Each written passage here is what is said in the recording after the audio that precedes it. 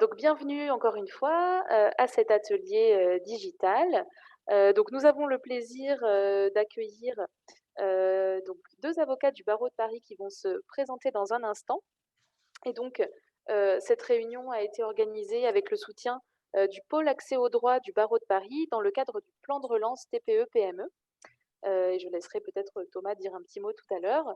Et l'objet de cet atelier aujourd'hui, c'est de vous parler de poser les bases de mon projet entrepreneurial et donc de parler notamment de quelle forme de statut juridique choisir pour son entreprise, de faire un petit focus sur l'entrepreneuriat individuel puisque c'est quelque chose qui concerne beaucoup des entrepreneurs à shop. Et enfin, de dire un petit mot sur comment fait-on pour bien définir une activité, quelles sont les grandes questions à se poser en termes de business plan. Mais sans plus attendre, je vais laisser nos intervenants se présenter et peut-être Thomas, si tu veux dire un petit mot en introduction. Ensuite, nous laisserons la parole à Anne-Christian et à Laurent. Très rapidement, merci beaucoup Laura. Donc, je suis salarié au barreau de Paris. Je vais tout de suite laisser la parole à nos 2 avocats, comme tu as en plus présenté le plan TPE-PME. Donc, Hans-Christian et Laurent qui ont très gentiment accepté d'animer cet atelier aujourd'hui pour vous. Et je vais couper ma caméra pour laisser plus de place pour les personnes qui participent. Merci. Oui, ah, Non, je t'en prie, Christian, vas-y, je t'en prie. oui, je suis avocat au barreau de Paris. Je m'occupe principalement du conseil à des entreprises en droit des affaires et en droit du travail. Et effectivement, c'est un accompagnement qui vise essentiellement des PME, des jeunes pousses, quelques entreprises un peu plus grandes et qui a aussi beaucoup concerné des filiales de groupes étrangers. Laurent, peut-être? Bien, merci Hans-Christian. Donc, Laurent Sussan, moi je suis également avocat au barreau de Paris. Je travaille depuis 23 ans. J'ai une grosse dominante en droit du travail depuis une vingtaine d'années. Et puis, je fais également du conseil plus général en affaires aux entreprises. Et j'ai rejoint depuis 3 bons mois, je crois, ce programme d'aide aux TPE-PME en difficulté, et quel que soit le type de support que l'on peut apporter, soit dans des permanences one-to-one, des permanences beaucoup plus ciblées, donc beaucoup plus individuelles, très courtes ou un peu plus longues, donc à ces entrepreneurs, que ce soit dans le cadre de présentations comme celle-ci, encore une fois, qui ont, de mon point de vue ou de notre point de vue à tous les deux, plus vocation à montrer l'importance du conseil et de l'accompagnement d'un avocat que de venir faire quelque chose d'académique, une présentation plus académique sur tel ou tel point de droit ou sur tel ou tel… Et d'ailleurs, les sujets que vous avez posés aujourd'hui dépassent même largement, pour ce qui est, par exemple, du business plan, du champ d'intervention de l'avocat, même si on peut être amené à travailler avec ce type de support. Encore une fois, c'est beaucoup plus un business plan. J'en dirai quelques mots tout à l'heure. C'est plus un type d'introspection, un type de bilan, point de départ ou redémarrage d'un entrepreneur avec lui-même ou avec ses associés qu'un travail à proprement parler d'un avocat. Voilà. Exactement. Il s'agit comme le dit Laurent, pour nous de poser des points de repère, pour que vous puissiez effectivement ultérieurement avoir quelques idées sur la façon, les questions que vous devez vous poser, vers quelle route vous pourrez cheminer. Sachant qu'évidemment, sur les points de détail, vous savez certainement excellemment déjà. Il vous faudra soit vous informer vous-même, soit effectivement chercher l'aide d'un professionnel, sachant qu'évidemment, ce sont des points qui se poseront avec une importance, une urgence de plus en plus grande au fur et à mesure que se développera votre activité. Mais évidemment, en tout cas, on est ouvert à vos questions et n'hésitez pas. À ce sujet, peut-être merci beaucoup à tous les deux d'être présents ce matin et de nous proposer effectivement une intervention. Il y aura bien sûr possibilité d'interagir.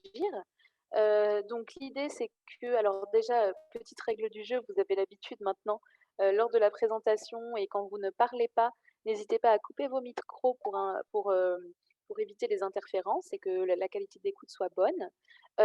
Tout au long de la présentation que vous nous proposez, Laurent et Hans-Christian, n'hésitez pas à mettre des questions dans le chat que l'on reprendra à la fin.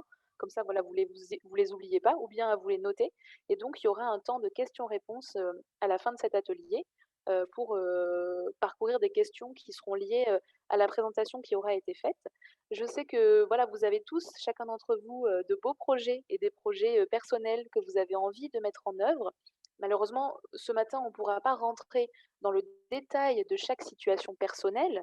Bien sûr, au début de votre question, vous pourrez présenter en 2 mots ce que vous souhaitez faire comme projet. Mais voilà, on ne pourra pas rentrer dans des questions très personnelles. L'idée, c'est plutôt de vous donner les grandes questions générales qui sont liées au démarrage d'un projet. Si vous avez des besoins très personnels, on a aussi un partenariat avec le barreau de Paris, que je remercie encore pour son implication auprès des entrepreneurs, qui permet de participer à une consultation juridique individuelle de 30 minutes avec un avocat. Donc si jamais, suite à cet atelier, vous aviez des questions vraiment personnelles, n'hésitez pas à revenir vers moi ou vers Aïssatou pour qu'on puisse vous inscrire à cette consultation juridique. Voilà, et maintenant, je laisse Laurent et Hans-Christian nous dérouler un petit peu leur présentation. Je vous remercie, Laura. Hans-Christian, donc, si tu le permets, moi, je me proposais d'introduire notre propos sur 2 points. Le premier, le bilan de compétences, puisque c'est quand même le point de démarrage ou de redémarrage. Et puis, un deuxième point qui me paraissait aussi tout à fait essentiel, sans vouloir faire trop de juridisme et de donner trop d'articles, c'est de rappeler 2 articles importants du Code civil, donc importants à la constitution ou du moins à la contractualisation d'une société, puisque la société, c'est avant tout un contrat de société. Et puis, l'autre point, ce sont des règles du droit des sociétés, mais qui sont contenues dans les dispositions générales du Code civil et qui sont importantes à prendre en compte quand on crée sa société. Ensuite, je te laisse introduire les propos que tu vas développer, Hans-Christian. Oui, pour ma part, je vais être amené à vous parler de l'entrepreneuriat individuel. Donc, essentiellement, effectivement, l'entreprise individuelle et peut-être plus rapidement parce que finalement, elle ne se distingue pas tellement de la vie en société ordinaire, de la possibilité pour vous d'être en associé unique. En gros, la vie comme entrepreneur individuel, avantages, inconvénients. Ce que vous pouvez faire si vous créez une société, quels avantages pour vous, et un petit bilan derrière, effectivement, pour voir à quel stade ça correspond et ce que ça a pour effet et comme désavantage éventuellement d'être dans l'une ou l'autre des situations. Merci. Donc, je reprends la main et je vais commencer le premier point d'introduction de mon propos qui est sur le business plan. Donc, le business plan, encore une fois, et vous savez peut-être bien mieux que moi ce qu'est un business plan, c'est vraiment le travail qu'on fait bien en amont avant souvent de venir consulter un avocat.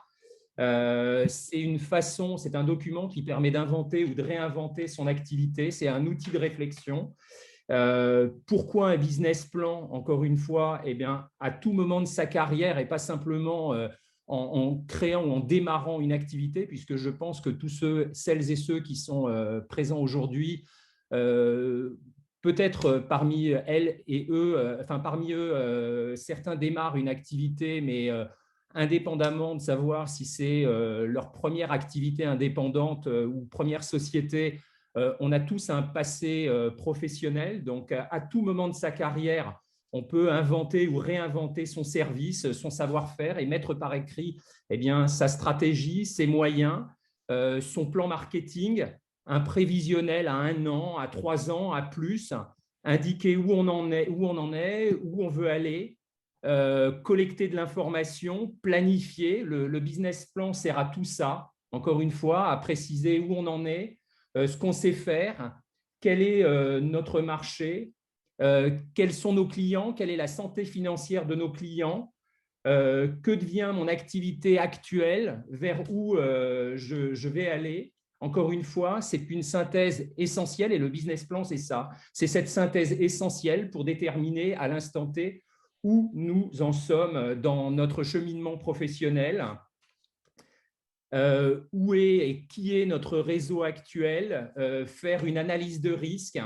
Donc, quelques points essentiels qui peuvent se retrouver, qui devront se retrouver dans un business plan qui va planifier toutes ces opérations. D'abord, quelle est mon entreprise? Est-ce que je vais passer en société? Est-ce que je vais continuer à exercer sur le plan individuel? Pour quelle fiscalité particulière? Puisque c'est un point incontournable qui y est abordé. Ensuite, quelle est ma clientèle? Faire une liste de ces contacts qui ne sont peut-être pour certains que des contacts, pour d'autres, c'est déjà une clientèle cible. Ensuite, quelles sont mes prestations et quels sont les tarifs de mes prestations? Comment je vais me positionner? L'idée étant, et surtout dans certaines circonstances comme l'économie qu'on connaît et les circonstances que l'on connaît depuis un an et demi, eh bien, l'idée, c'est quand même de ne pas se brader, de ne pas proposer à tout prix des prix écrasés, parce que un certain nombre de personnes le disent, c'est le risque d'aller dans le mur. Et tout ça, ce sont des choses qui se préparent.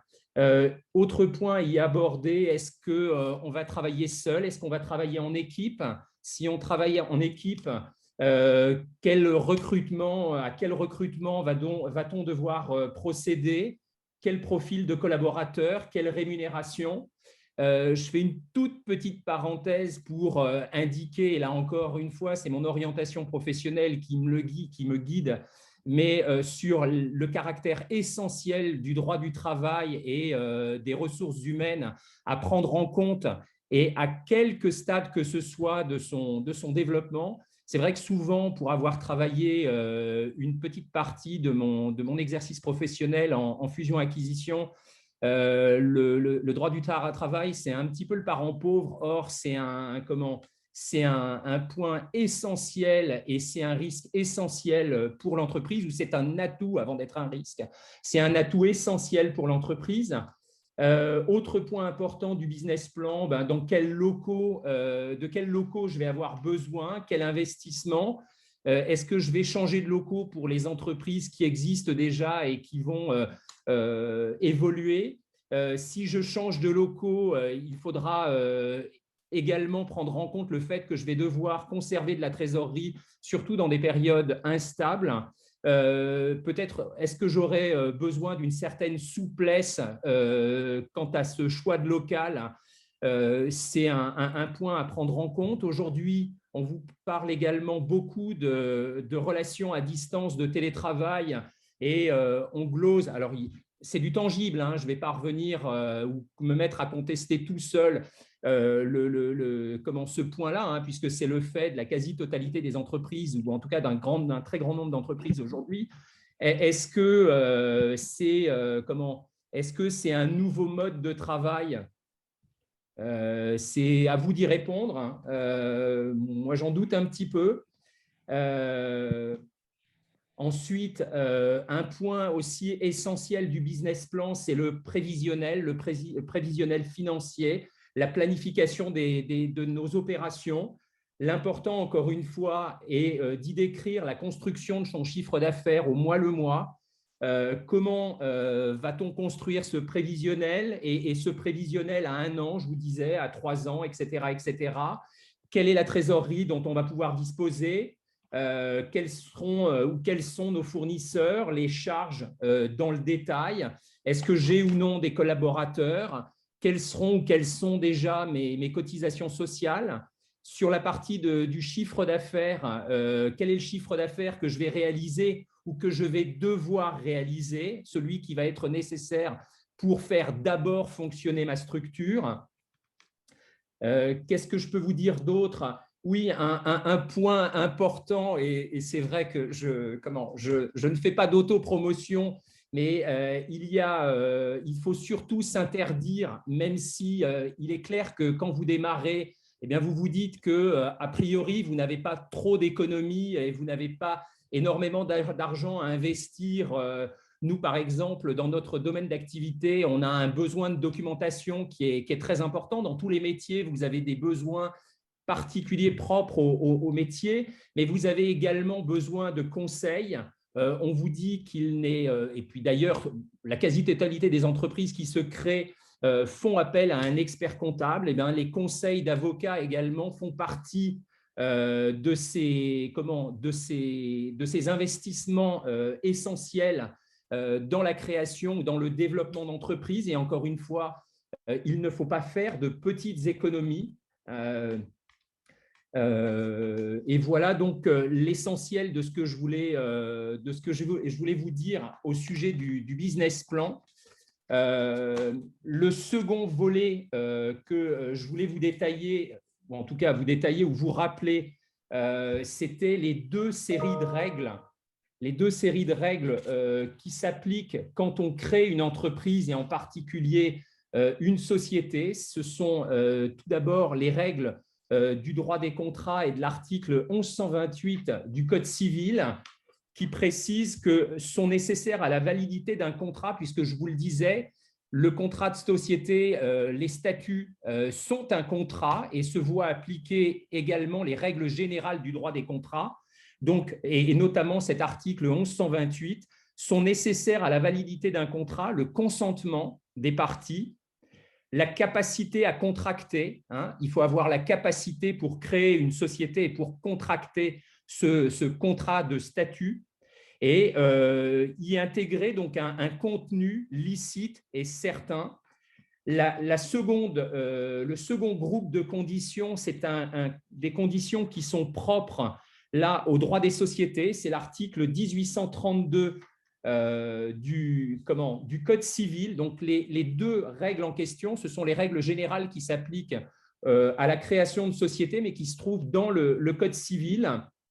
Donc, pour créer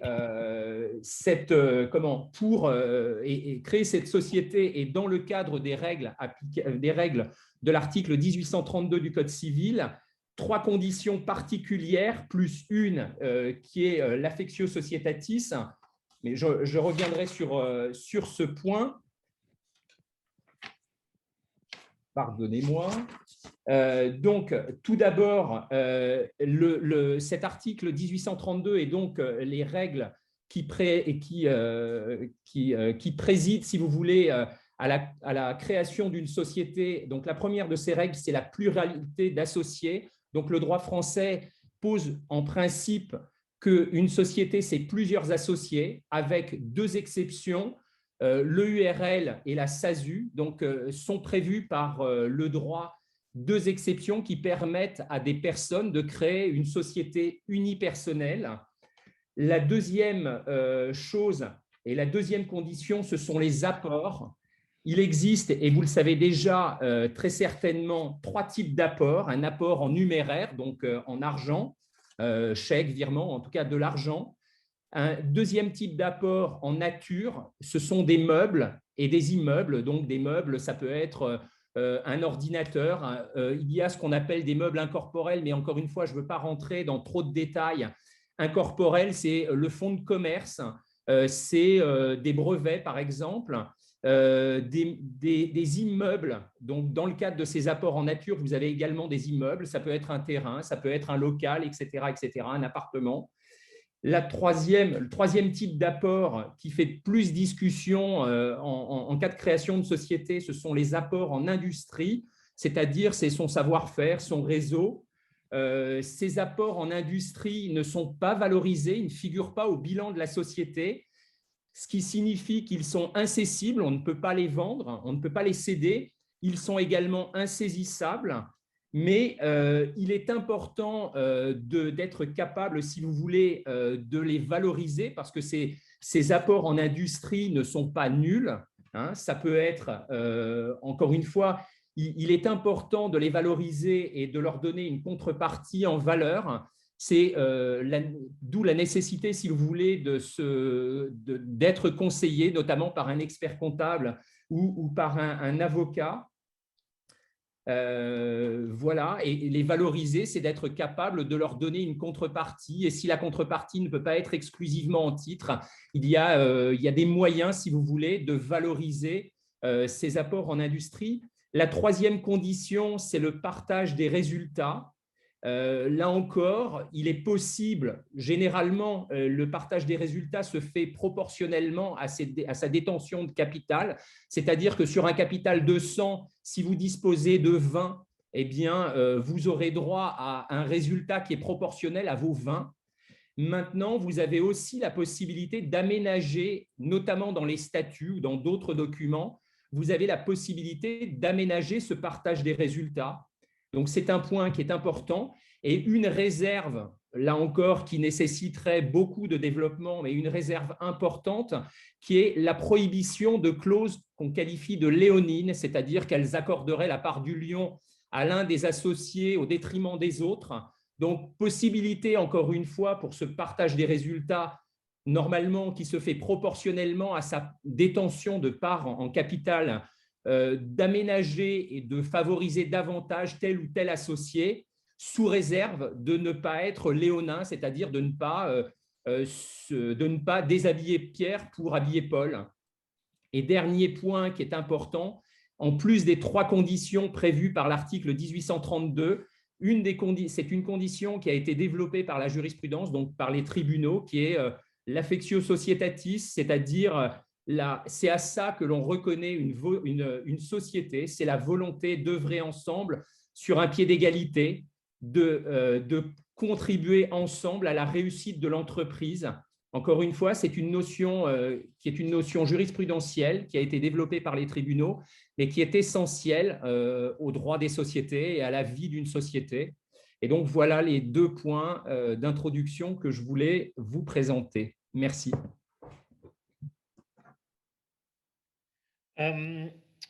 Dans le sillage, alors je prends le relais, dans le sillage de l'exposé de Laurent, il y a quelques points abordés. Donc là, on arrive effectivement au carrefour. Hein. La question qui se pose pour vous, évidemment, c'est de savoir un peu de quelle manière vous allez exercer, et ça aura des conséquences très, très concrètes sur votre quotidien. Un point peut-être aussi, avant qu'on aborde la question de savoir si vous êtes entrepreneur individuel, si vous créez une société, il y a un point effectivement il y a quelques questions qui devront être posées au préalable, et peut-être même avant, il faudra aussi que vous penchiez sur les aides auxquelles vous pourriez prétendre au moment d'initier votre activité. Là, je vous engage à vous informer. Il y a des sites internet qui sont dédiés. Il y en a un qui s'appelle aideentreprise.fr qui est officiel. Donc, pensez-y. Pensez que vous pouvez vous faire exonérer de charges sociales pendant 1 an avec l'ACRE. Pensez que, l'ARE, je pense que tout le monde connaît. Pensez que dans le cadre de l'ARS, vous pouvez recevoir des allocations chômage si vous pouvez y prétendre sous forme de capital à hauteur de 45%. C'est des points auxquels vous devez songer, qui vous faciliteront beaucoup la vie en lançant l'activité. Il y a quelques questions préalables qu'il va falloir se poser au moment de vous lancer. Donc, effectivement, l'activité et quelles sont les conditions d'exercice.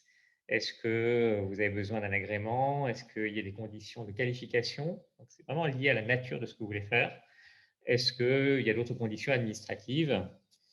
Et dans certains cas très spécifiques, on va vous imposer un certain type de société, mais je ne rentre pas dans le détail, c'est généralement les activités libérales, les activités agricoles, etc.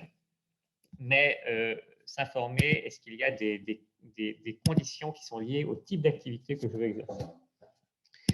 Derrière ça, donc, il y a les points d'attention, nature de l'activité, est-ce que vous êtes seul ou est-ce que vous serez plusieurs?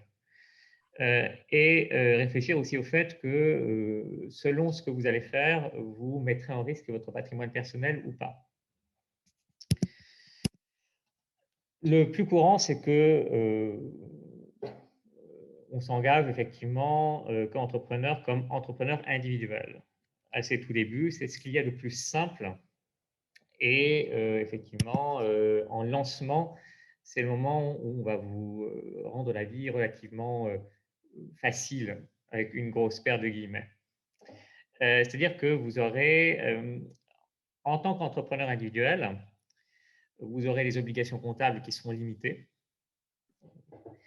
Et vous aurez, dans le cadre de la micro-entreprise, on va en parler un petit peu après, une fiscalité qui sera beaucoup plus prévisible, de même que vous verrez beaucoup plus un petit peu quelles sont les cotisations sociales qui vous tomberont dessus. Un mot, le warning, lorsque vous êtes entrepreneur individuel, c'est le risque sur votre patrimoine personnel.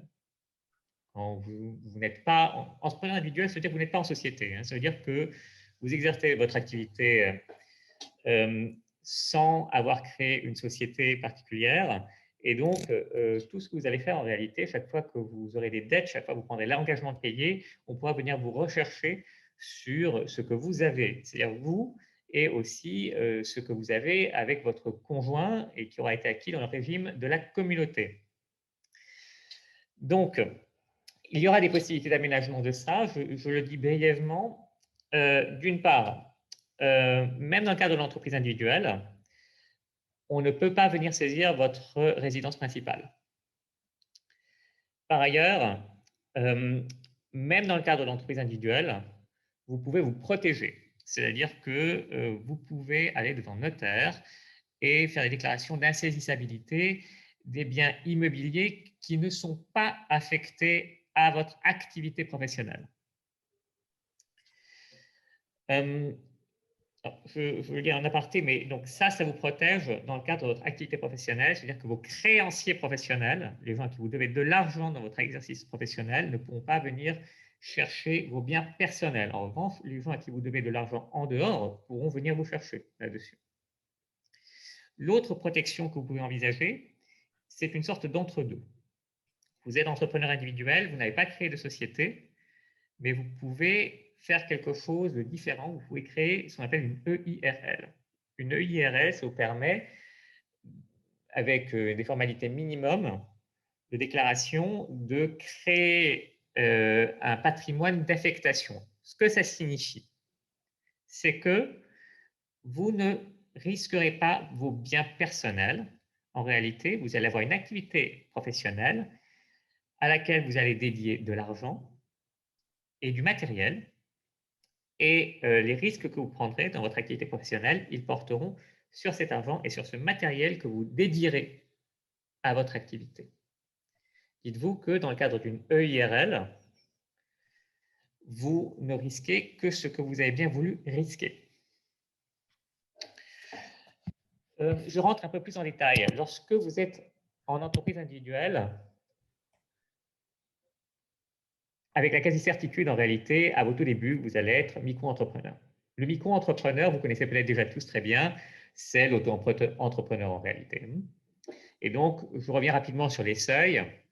Pour être dedans, il faut que votre chiffre d'affaires de l'année précédente soit pas au-delà de 176 200 euros, si on est sur de la vente de marchandises, et ne soit pas au-delà de 72 600 euros si on est sur la prestation de service. Il y a un certain nombre d'avantages au fait d'être micro-entrepreneur. Je les rappelle brièvement, même si quelque chose me dit que vous les connaissez déjà en partie. Il y a le fait que vous n'avez quasiment pas de comptabilité à tenir. Vous avez une prévisibilité réelle de votre fiscalité. C'est-à-dire que vous allez avoir un abattement forfaitaire qui va s'appliquer, qui permettra effectivement d'une part de déterminer le montant auquel vous serez imposé. C'est-à-dire, dites-vous, vous avez un chiffre d'affaires, vous aurez un abattement qui sera de 71% pour les activités d'achat-revente, etc. Je ne rentre pas davantage dans le détail, mais chiffre d'affaires, abattement, et sur l'abattement, vous avez une imposition qui sera soit à l'impôt sur le revenu, soit par un versement libératoire qui se fera à un taux réduit et que vous pourrez effectivement faire par échéance. Idem pour les cotisations sociales. Les cotisations sociales sont calculées à taux fixe. Donc, sur les cotisations sociales, vous êtes à, en gros, 12,8% pour les activités de vente et vente de marchandises, fourniture de denrées, etc. et à peu près 22% pour le reste. Ça pourrait dire qu'en réalité, vous savez à peu près où vous mettez les pieds dans la micro-entreprise. Au-delà de ça aussi, il y a le fait que souvent, compte tenu de votre niveau de chiffre d'affaires, vous ne serez pas tenu de payer, enfin, vous n'êtes pas tenu d'encaisser et donc de payer la TVA, ce qui est un avantage non négligeable. Donc, on a, je rappelle, la franchise de TVA, c'est-à-dire vous ne devez pas la TVA lorsque vous êtes en dessous de 82 800 € pour les activités d'achat-revente ou 33 200 € pour les autres activités.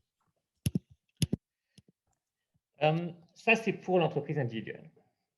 Vous pouvez choisir d'exercer en société.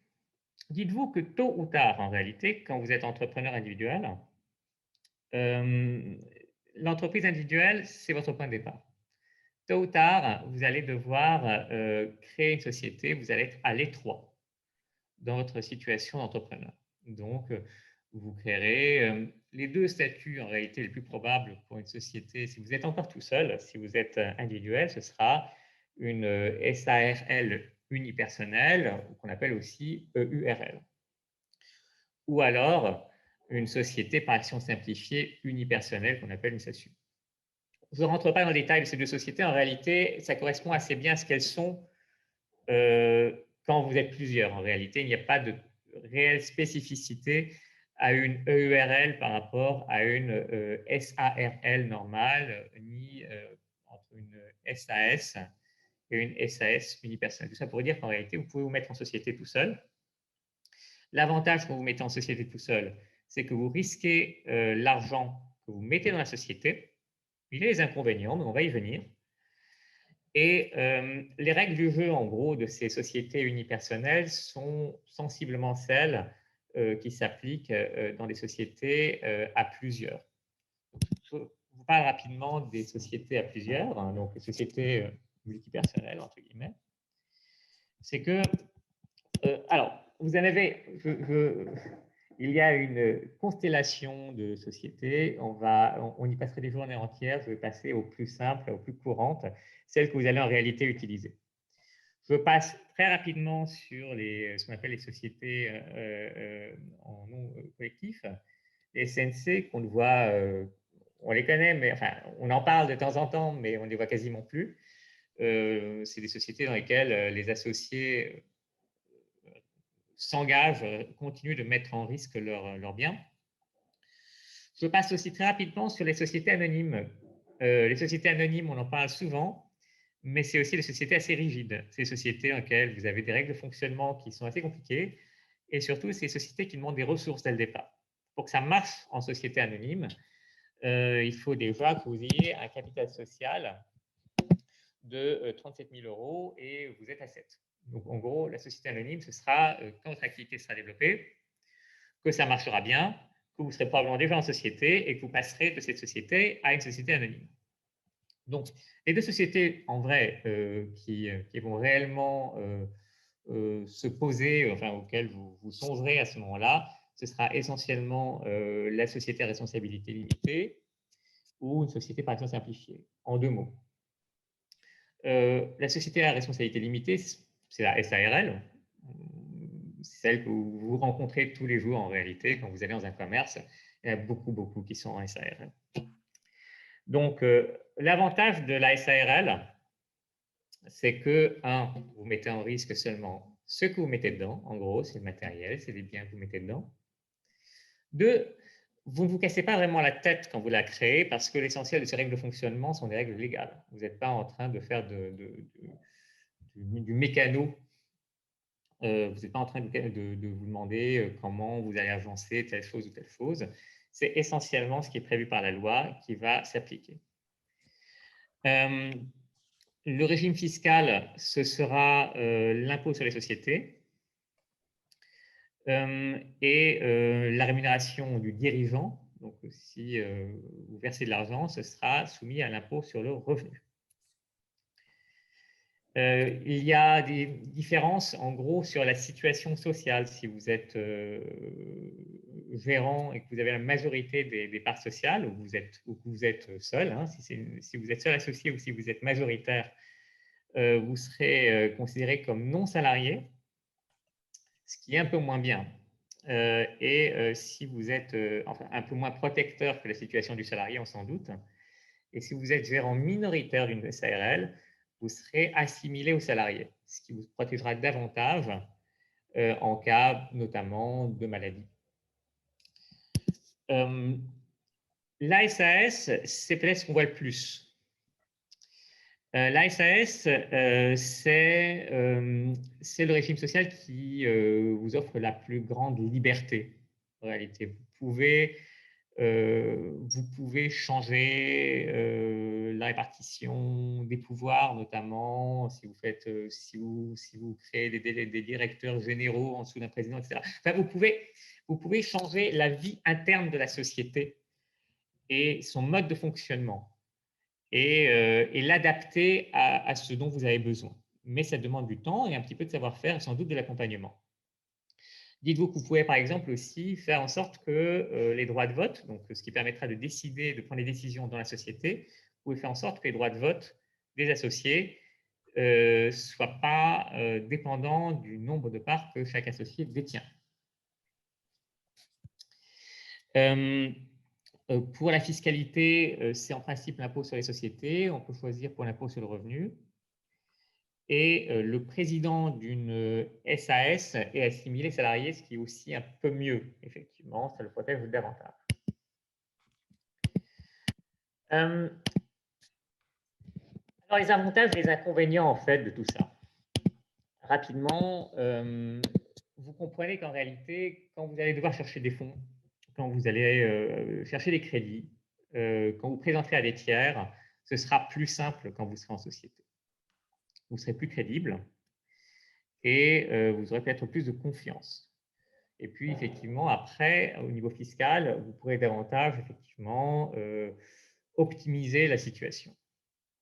Maintenant, ça ne vous protégera pas totalement. Alors, effectivement, l'avantage principal de la société, c'est que, encore une fois, vous n'êtes plus exposé à tous les mauvais vents qui vous viendront dans le cadre de votre activité. C'est-à-dire que quand il y aura des pertes qui seront réalisées, ce ne sera pas lorsque vous aurez des créanciers, ils ne pourront pas venir vous chercher sur vos biens, voire ceux de votre conjoint si vous êtes, sous le régime de la communauté. Dites-vous surtout que ça vous protège, ce sont seulement vos biens mis dans la société qui seront en risque. Le problème, effectivement, c'est que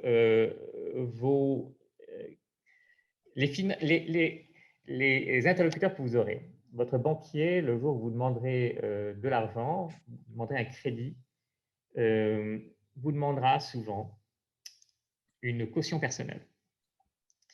Et je voudrais peut-être juste mettre un warning là-dessus. C'est quelque chose que vous rencontrerez dans la vie de votre société. Lorsque vous créerez une société que vous croirez protéger, vous demanderez de l'argent, vous serez amené à un moment ou à un autre à souscrire un crédit et souvent on demandera des garanties pour ce crédit et à ce moment-là on mettra une caution personnelle. Faites une attention extraordinaire à ça. C'est un piège récurrent et qui génère des situations calamiteuses pour les dirigeants. Donc, si possible, pas de caution personnelle sur vos crédits. Et en toute hypothèse, faites-vous accompagner dans ces situations, réfléchissez-y à 20 fois avant d'aller dedans et à vous enferrer dans une situation parfois déjà compliquée pour votre société.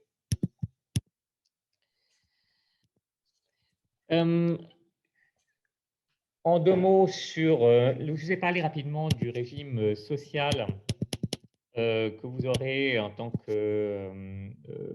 qu'entrepreneur individuel ou en tant que dirigeant d'une société. Il y a un point auquel vous devez penser, c'est qu'en principe, c'est que vous ne bénéficierez pas de l'assurance chômage. Donc, vous pourrez souscrire à une formule d'assurance volontaire dans un certain nombre de cas, mais vous n'aurez pas l'assurance chômage par principe. Et après, effectivement, dites-vous, faites attention au point de savoir si vous êtes assimilé salarié. Et vous êtes en principe assimilé salarié en tant que dirigeant social, sauf le dirigeant d'une SARL majoritaire. Si vous êtes assimilé salarié, vous serez moins bien pris en charge en cas de maladie. Donc, ce sont des points de vigilance que vous devez avoir présents à l'esprit. Encore une fois, l'avantage de l'entreprise individuelle, c'est la simplicité et c'est un excellent point de départ. Vous serez amené à en sortir.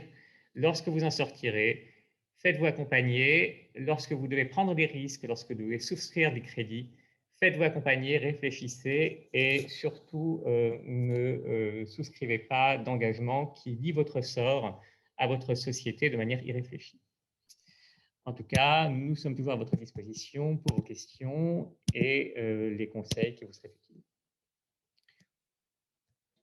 Et si vous avez des questions, peut-être dès maintenant. Merci beaucoup donc, pour toutes ces présentations. Effectivement, on a reçu pas mal de questions dans le chat. Je vois que vous avez déjà commencé à y répondre, mais je vais peut-être reprendre, pour que tout le monde puisse en bénéficier, hein, reprendre à l'oral les différentes questions. Donc, on avait une première question de Nadia. Peut-être, comme on a un petit peu le temps, peut-être Nadia, vous pouvez vous présenter et énoncer à l'oral votre question. Oui, avec plaisir.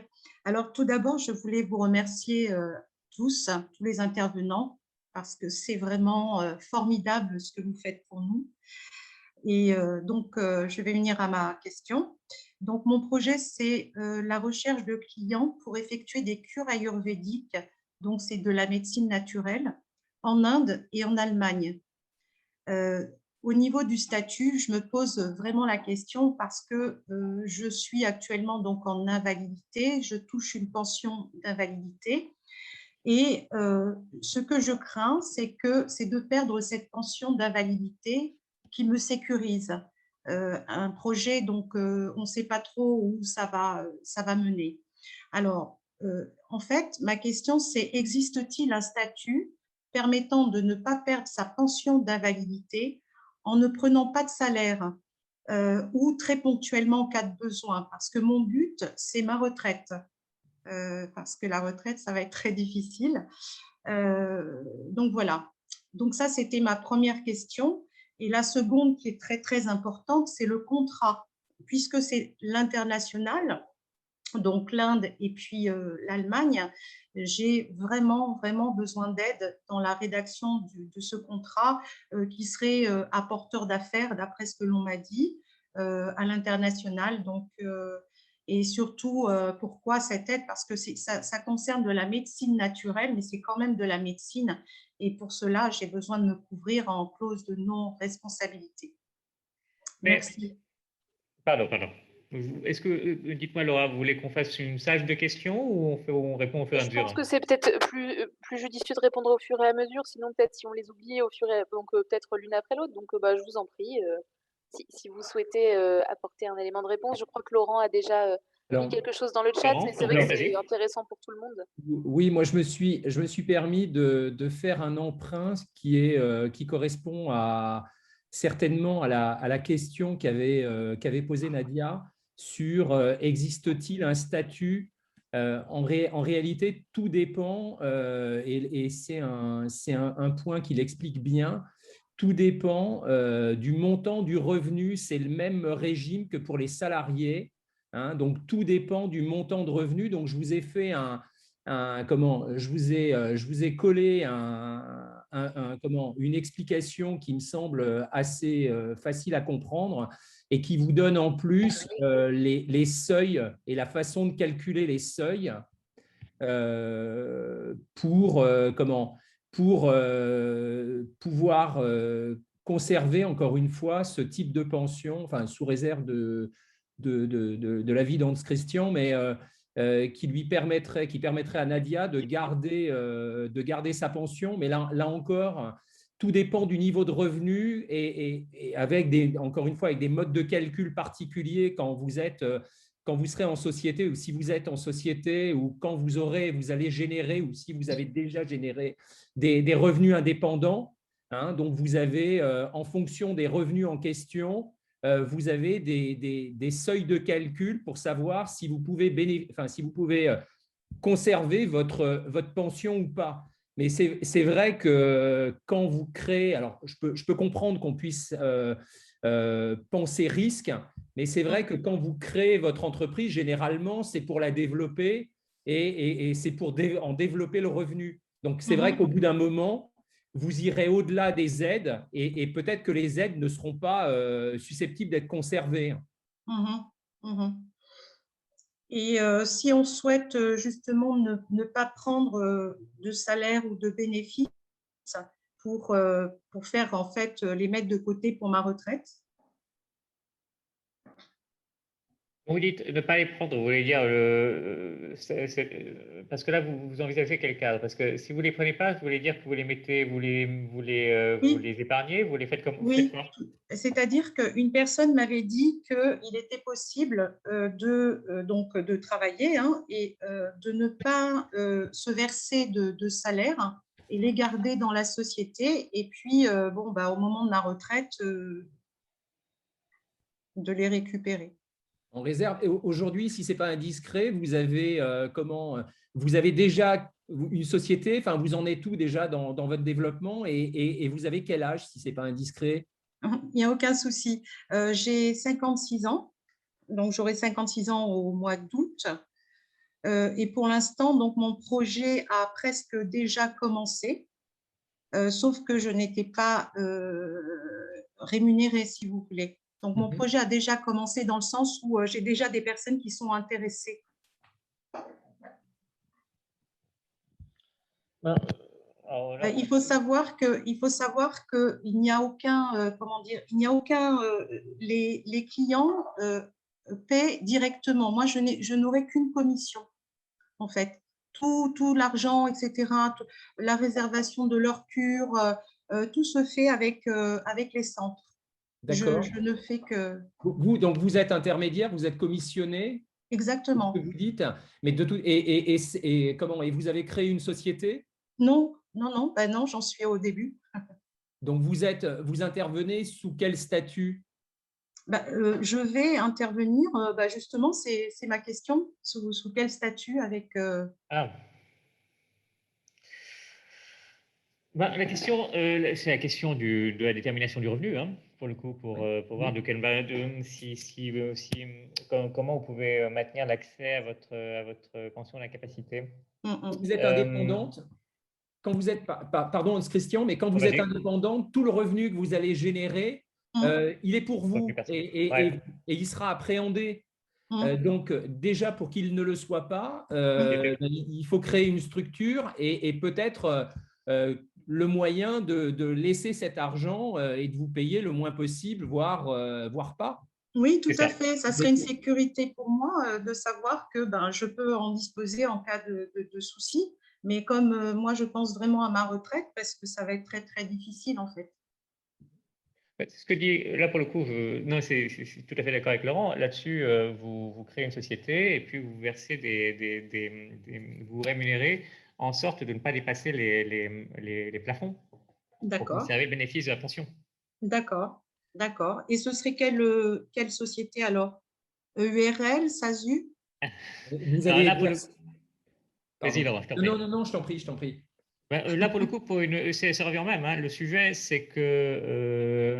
ça revient au même. Non, j'ai dit, pour la question que vous posez, la réponse sera la même dans le cadre d'une URL ou d'une SASU. La question, c'est plutôt celle de vos besoins en réalité. Est-ce que…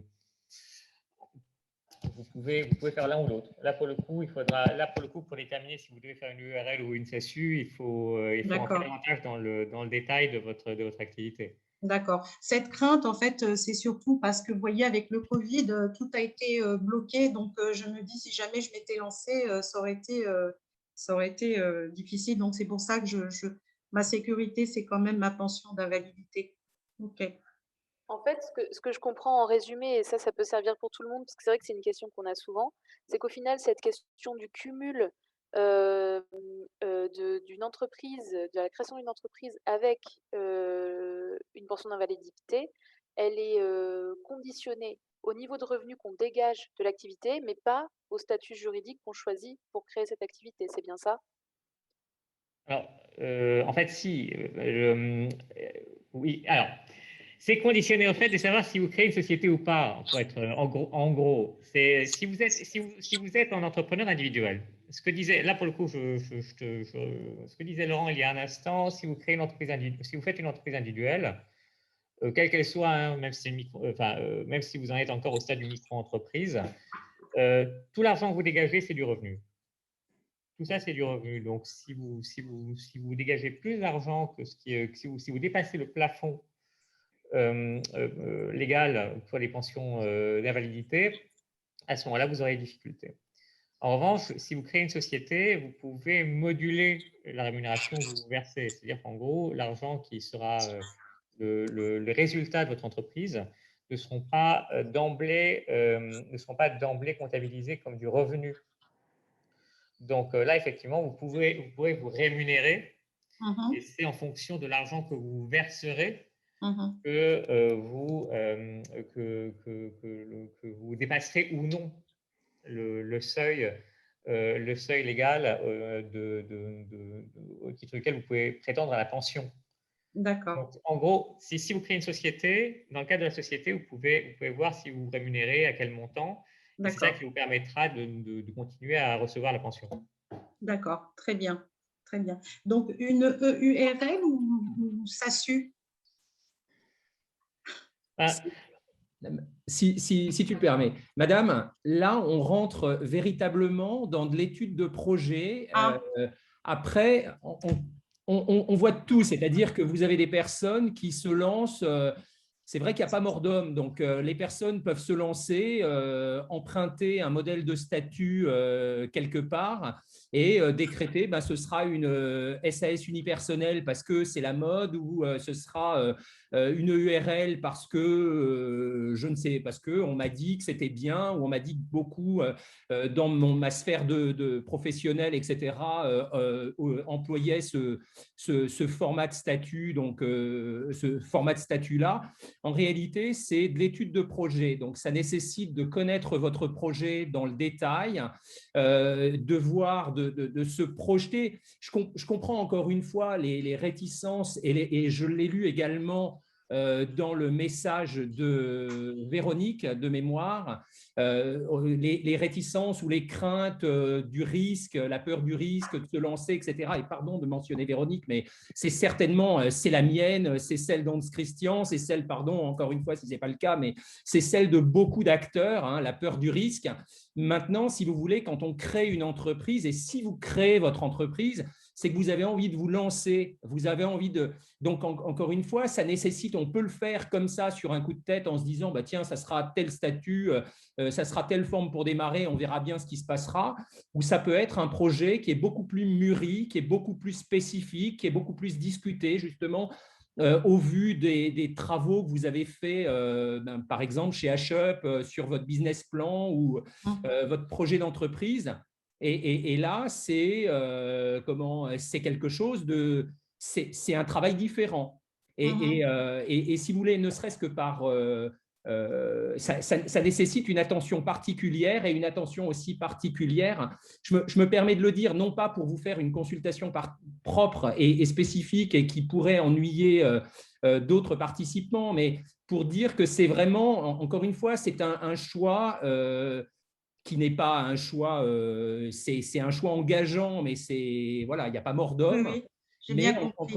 encore une fois, c'est à vous de décider de vous engager d'une certaine manière et enfin, voilà, qui nécessite un peu plus Oui, plus de conseils, plus de spécificité, etc., etc. ouais. Donc un rendez-vous individuel. C'est Ça ça. peut être Deux mots, c'est ce que disait Laura qui nous disait, qui rappelait le dispositif qui était mis en place de rendez-vous individuel qui permettait de faire une étude de cas un peu poussée.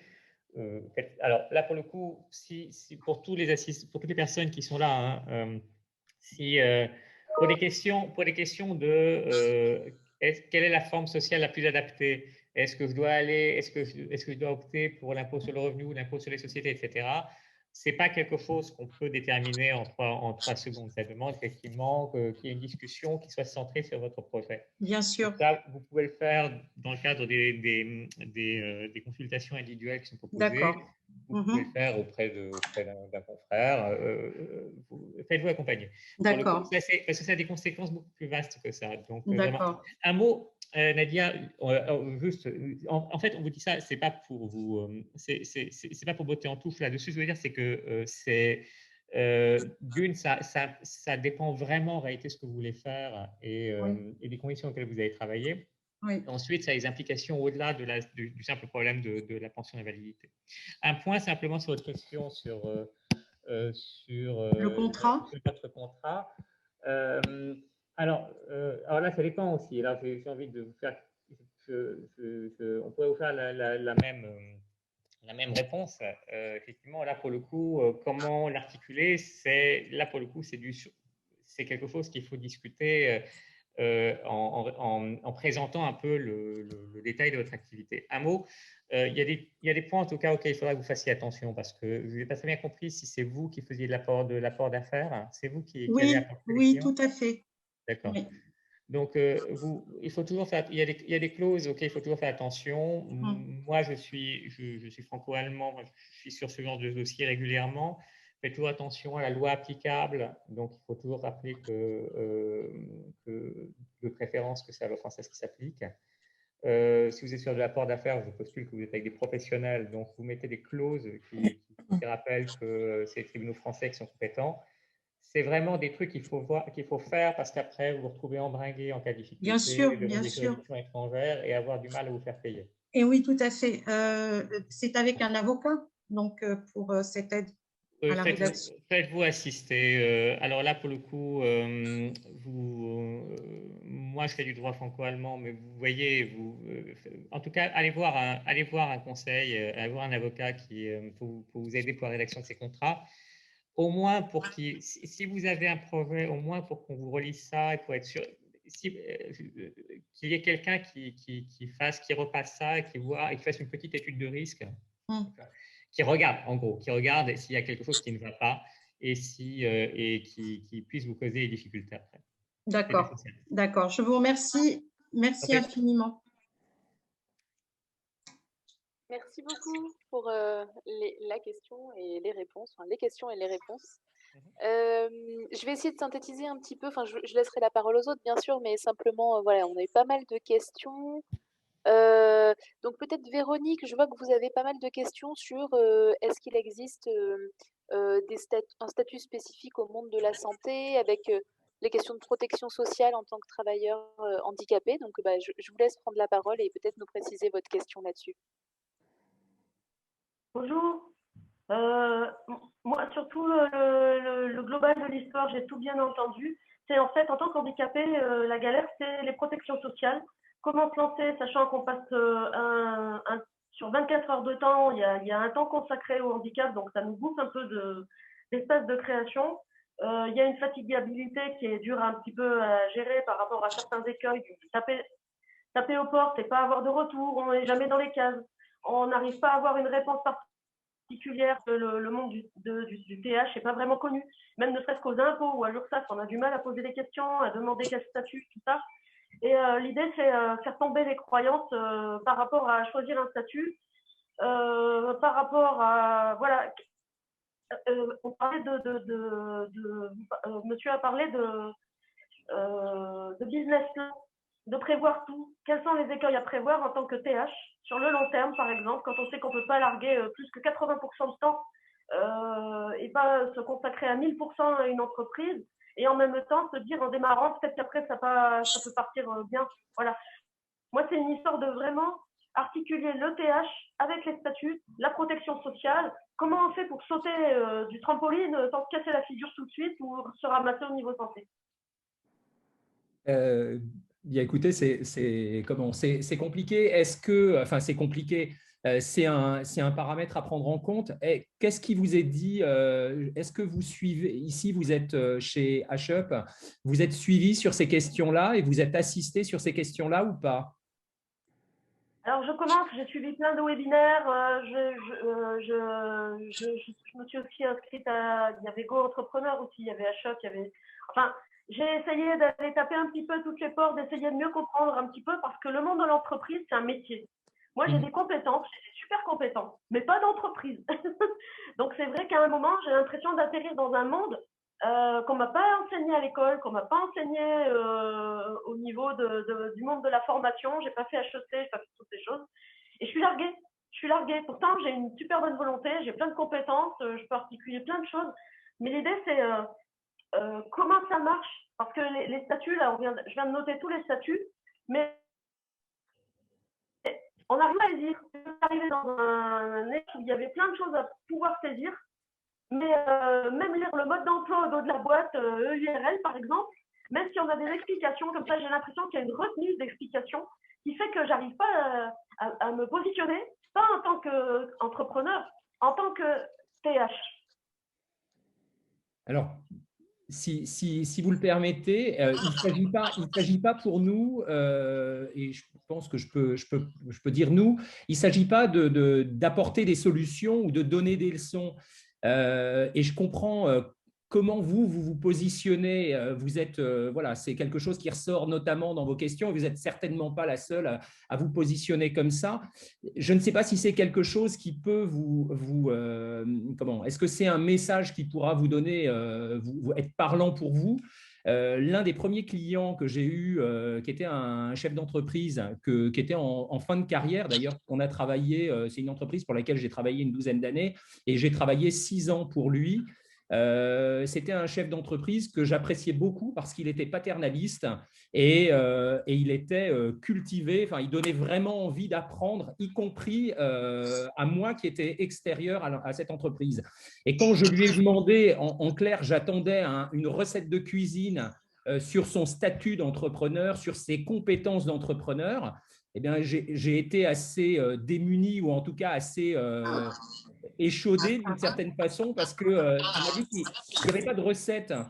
Il n'avait pas de secret et dans ses études, il n'a jamais appris à devenir entrepreneur.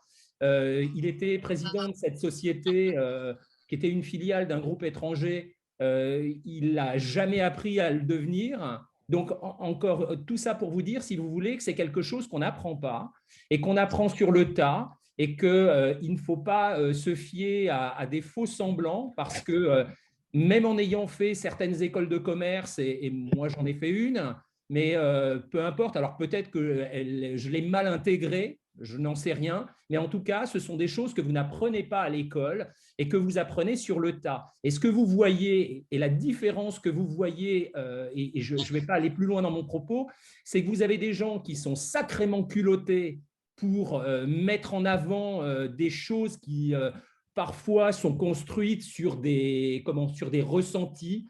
C'est plus volatile, voilà, c'est de l'image, c'est une présentation, etc. Puis vous en avez d'autres qui sont moins culottés. Mais l'idée est celle-là. Et puis à côté de ça, il faut vous entourer. Alors après, je comprends le sujet qui consiste à dire que on se lance, on n'a peut-être pas tous les moyens, on n'a peut-être pas, mais vous avez les moyens là d'être. Vous êtes dans vous disiez que vous êtes allé voir chez HUP et chez d'autres pour, eh bien, il faut demander. Il faut demander le plus possible et après, les choses, elles se construisent. Alors, vous répondre très précisément aujourd'hui sur comment je vais préserver la pension ou le ceci dont je bénéficie et dont j'ai besoin. vous répondre comme ça de but en blanc, je ne peux pas. Par contre, il faut savoir vous entourer parce que même si, a priori, vous n'avez pas la réponse précise à la question précise à l'instant T, eh bien, vous êtes capable, ou la personne ou les personnes avec lesquelles vous vous entourerez seront capables d'aller vous chercher ces réponses. Et en plus, vous fonctionnerez avec elles en binôme. C'est-à-dire que tout le stress que vous accumulez, toute la charge que vous accumulez aujourd'hui sur vous, eh bien, vous allez la partager, vous allez la diluer.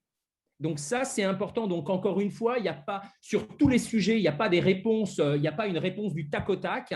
Par contre, vous savez, quand vous avez besoin de rechercher des réponses à ces questions et que vous avez besoin d'aller taper aux portes des caisses, etc., ben vous le faites et vous trouvez le moyen de le faire.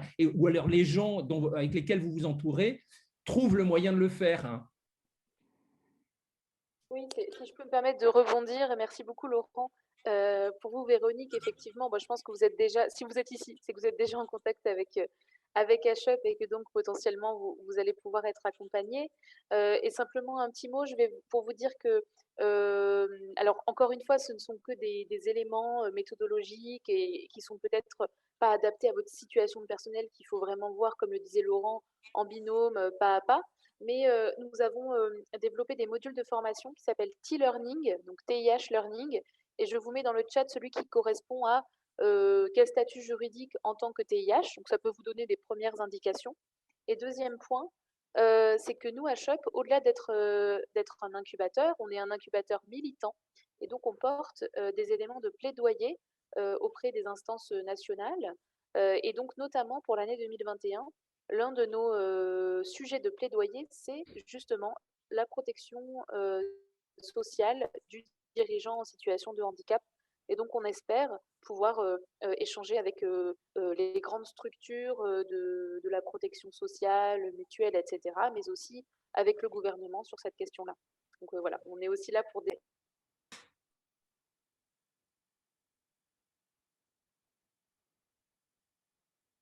Je crois qu'on ne vous entend plus. Ah mince, je sais pas où je sais pas, vous avez... Alors, sur les questions, vous aviez Stéphane qui demandait, qui posait la question de savoir s'il y avait un statut de profession libérale pour conseil et formation. Pareil, est-ce qu'il peut en dire deux mots? Ah, on ne vous entend pas, Stéphane, il faut que vous réactiviez votre micro. Oui, effectivement. Alors, j'ai parlé je suis en statut en fait de profession libérale, et je trouve que c'est assez, enfin, il me semble que c'est un statut qui est assez avantageux en fait. Peut-être que le fait de se mettre en société, parce que se mettre en société, c'est compliqué. La comptabilité, ça coûte cher. Les statuts juridiques, ça coûte cher. Et en fait, en statut de profession libérale, je ne sais pas si tout le monde peut le faire, on peut quand même avoir des revenus qui peuvent être très élevés en fait. Mais je ne suis pas sûr de ça, donc je me dis, après tout, ça c'est intéressant. Et puis, j'avais un autre sujet aussi, vous avez parlé de flexibilité pour la SAS, et j'ai compris que, parce que j'ai un autre projet, on pouvait être un capital variable, c'est-à-dire on pouvait en mettre un capital minimum et un capital maximum, et donc après, on pouvait pouvoir faire varier ça, et je trouvais que c'était un avantage aussi. Voilà, c'est mes deux questions en fait. Mais pour l'instant, je suis en statut profession libérale. Ça s'est fait un peu par hasard parce que, comme tous ceux qui sont autour de moi, là, on se pose toujours la question de qu'est-ce qu'on doit choisir. Et puis, j'étais auto-entrepreneur et puis, à un moment donné, ça basculait comme ça. Et je trouve que c'est pas si mal que ça, en fait. Mais voilà, j'attends vos réponses, c'est toujours intéressant. Sur le statut, alors quand vous dites que vous êtes profession libérale, vous voulez dire que vous êtes en micro-entreprise? Non, je ne suis plus en micro-entreprise, en fait. En fait, j'ai basculé avant. Là, maintenant, aujourd'hui, c'est 70 000 euros, mais avant, c'était 32 000 euros. Donc, j'ai basculé à ce moment-là. Et en fait, quand j'avais dépassé les 32 000 euros, et donc, quand j'ai basculé, je suis passé en profession libérale. Et en fait, au niveau protection sociale, par exemple, je trouve que on peut avoir la catégorie A, il y a pas mal de choses en fait. Mais peut-être, ça c'est mon avis, mais votre avis il est toujours intéressant. Au niveau de la comptabilité, par exemple, je suis avec, alors, je vais faire un peu de publicité, mais avec Indy. Indy, j'ai plus besoin de comptable. Et puis je trouve, et là je vais défendre votre cause, qu'il vaut mieux avoir un bon avocat qu'un bon expert comptable. Parce que souvent aux comptables ou aux experts comptables, on leur donne des des choses qui sont pas, où ils n'ont pas la compétence. Je pense que c'est plus intéressant de faire une consultation avec un avocat que de penser que le comptable il va vous répondre à tout. Mais ça, c'est encore mon avis. Mais ce qui m'intéresse, c'est vous aussi, parce que j'ai pas cet aspect juridique dans la profession libérale. Je suis aussi EIRL, et ça, c'est vraiment très simple d'être en EIRL. Par contre, la difficulté d'être en EIRL, c'est que quand vous allez demander un prêt, eh bien, les banquiers se méfient. Alors, en ce moment, ils se méfient pas trop parce qu'il y a plein d'argent plein d'argent partout. Mais globalement, quand vous leur annoncez que vous êtes EIRL, alors peut-être qu'il ne faut pas leur annoncer, je ne sais pas, ça bloque beaucoup les crédits. Et ce qui me surprend dans ça, c'est dans l'EIRL, c'est que je me dis, après tout, le statut standard, il protège déjà pas mal parce que vous gardez votre maison, etc. Donc voilà. C'est pas l'avis d'un juridique, c'est vous le juridique. Donc, c'est toujours intéressant de comprendre comment ça se passe. Alors, moi, je suis un peu préservé parce que je n'ai pas de patrimoine, mais ça viendra peut-être, j'espère. Donc, mais en attendant, le statut du RL, il est très simple, en tout cas. J'ai envie de dire, Stéphane, j'ai l'impression que vous avez répondu un peu à la question en la posant. Pardon, mais c'est déjà, parce qu'en fait, vous avez déjà mis le doigt sur quelques problèmes qui sont inhérents au statut d'indépendant. En fait, si vous êtes c'est le problème de l'entrepreneur individuel, en fait. Hein. En plus, vous avez dépassé les seuils du micro-entrepreneur. Mais le problème, c'est que vous aurez des… L'ancien seuil de 39 000 euros. D'accord. Mais le problème, c'est que vous aurez des soucis. Vous aurez des soucis pour obtenir des financements. Vous aurez éventuellement quelques difficultés avec des tiers, mais tout dépend de ce que vous faites. En réalité, la réponse, c'est vous pouvez parfaitement continuer en indépendant. Vous pouvez parfaitement continuer en entrepreneur individuel ou en micro-entrepreneur quand vous êtes en dessous des seuils, très bien. Le problème va se poser à partir du moment où vous serez où votre activité aura pris trop d'importance pour vous maintenir dedans. Et en réalité, le sujet, ce sera effectivement que vous aurez besoin d'argent, vous aurez besoin de faire travailler les gens, vous ferez appel à d'autres personnes qui voudront vous rejoindre sur votre projet. Surtout, vous dites que vous n'avez pas de patrimoine, mais effectivement, c'est le problème central en réalité. C'est que en tant qu'indépendant, vous êtes en permanence en réalité en risque sur vos biens. Alors, pas votre résidence personnelle, mais c'est vrai que vous pouvez aussi faire protéger les autres biens immobiliers que vous pouvez avoir par une déclaration d'insaisissabilité, dès lors que ces biens ne sont pas affectés à votre activité professionnelle. Mais, par exemple, l'argent que vous avez mis de côté avec votre conjoint, par exemple, ça peut être saisi. Vos biens meubles peuvent être saisis. Ça, c'est le premier risque. C'est le premier risque en réalité. C'est la raison. Le premier avantage, c'est justement de ne pas s'exposer personnellement.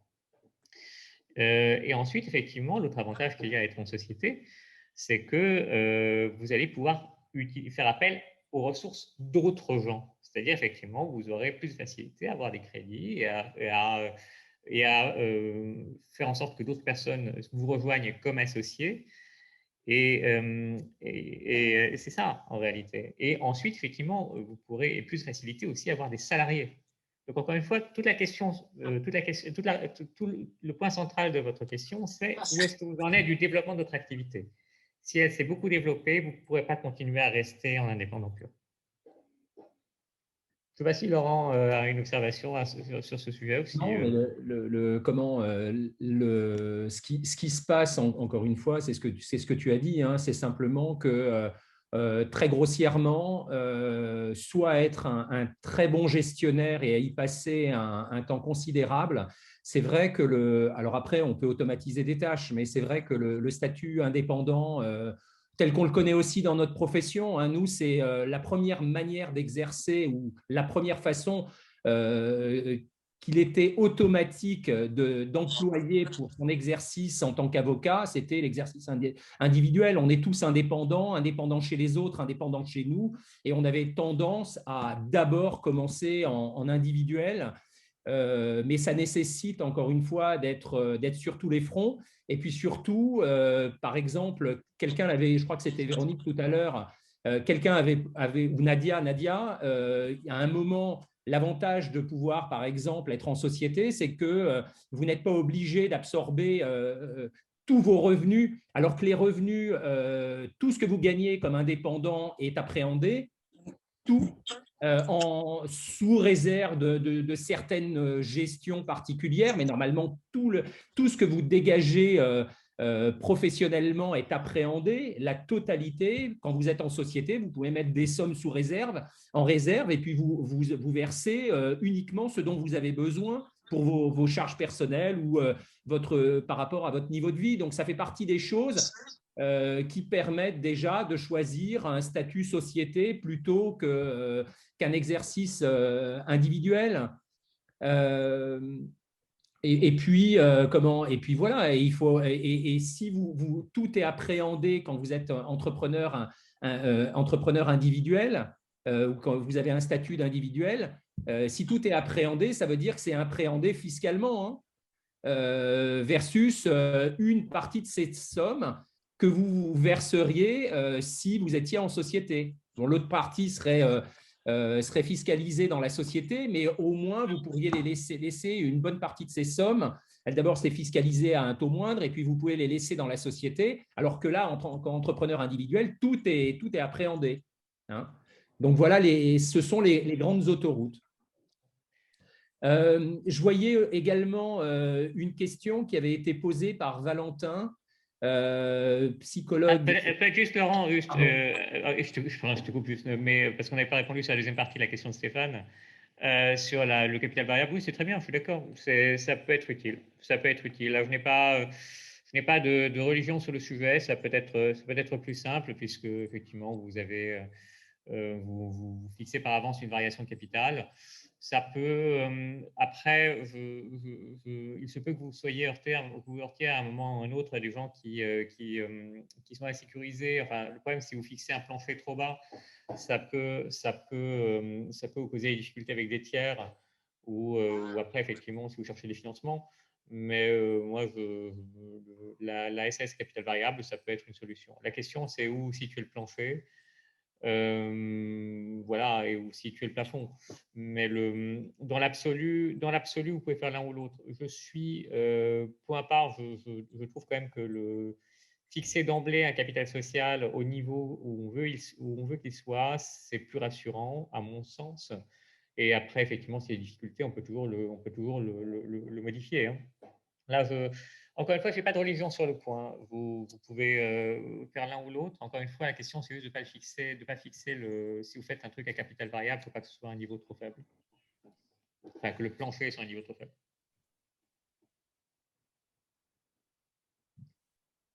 Oui, pardon, Laurent, Oui, ensuite, je voyais la question de Valentin, psychologue clinicien, disant qu'il était en train de créer un site de consultation en ligne avec plusieurs types de services.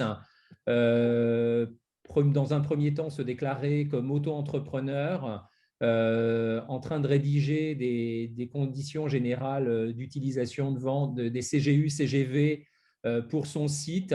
Et alors là encore, je le confirme, hein, c'est un document juridique, enfin, c'est un contrat, ou ce sont des contrats, donc c'est vrai que c'est plutôt c'est ce que disait tout à l'heure Stéphane, hein, ça fait partie du prisme d'intervention, du champ d'intervention des avocats. Maintenant, donc c'est plutôt après, chacun fait ce qu'il veut, hein, c'est ce que j'indiquais tout à l'heure à propos des statuts. Soit on fait quelque chose pour le long terme, ou en tout cas moyen long terme, et c'est un vrai à partir du projet, etc. Et on rédige, on fait rédiger, ou on rédige ensemble, puisque en réalité c'est un travail en binôme avec le client, hein, ce type de document. soit il y a peut-être des documents types qui circulent. Quant à la question de la fourchette de prix moyen d'un avocat, c'est la fixation de l'honoraire dans notre profession, elle est libre. Donc, c'est très, très difficile de dire quelle est la fourchette de prix. Il n'y a pas de tarif, hein. On n'est pas des huissiers et il y a pas, les prestations ne sont pas tarifées, encore une fois. Elles sont déterminées librement par l'avocat qui interviendra sur le sujet, hein. Avec, voilà, de manière très générale, vous avez des honoraires au temps passé, donc à l'heure, et puis vous en avez d'autres qui peuvent être fixés de façon forfaitaire pour la prestation, mais qui généralement tiennent compte du temps passé aussi, hein. Donc voilà sur la… Et pardon de ne pas avoir donné… Enfin, je ne sais pas si Valentin voulait intervenir par rapport à sa question ou si ça répond à sa question. Non, ça répond à ma question. Bonjour, monsieur. Je voulais savoir en fait si j'ai pris quelques exemples sur des sites qui existaient déjà, qui ressemblaient à ce que je vais aller faire. Et après, je voulais savoir si jamais j'ai exposé à quelque chose, si c'était pas rédigé avec un avocat surtout. Le problème principal que vous avez, alors déjà, un point d'attention si vous prenez des modèles, il faut voir parce que vous allez avoir affaire, donc souvent vous êtes psychologue, hein, ouais, c'est ça. vous aurez affaire à des particuliers. Donc, il faut pas à des professionnels. Donc, là, vous devrez faire attention à l'application des règles du Code de la consommation. Donc, il y aura tout un tas d'informations qui devront figurer sur votre conditions générales et ou sur vos conditions générales en application du Code de la consommation. Donc, ça, c'est un point. Au-delà de ça, vous aurez… Alors, ce que je veux dire, c'est que vous pouvez prendre des modèles. Il faut juste faire attention, à ce qu'ils soient adaptés, c'est-à-dire que ce ne soient pas des modèles pro, pas des modèles qui soient destinés à des professionnels, donc des modèles qui qui soient adaptés à des consommateurs. Il faut qu'ils comportent des mentions relatives à la protection des données. Ouais.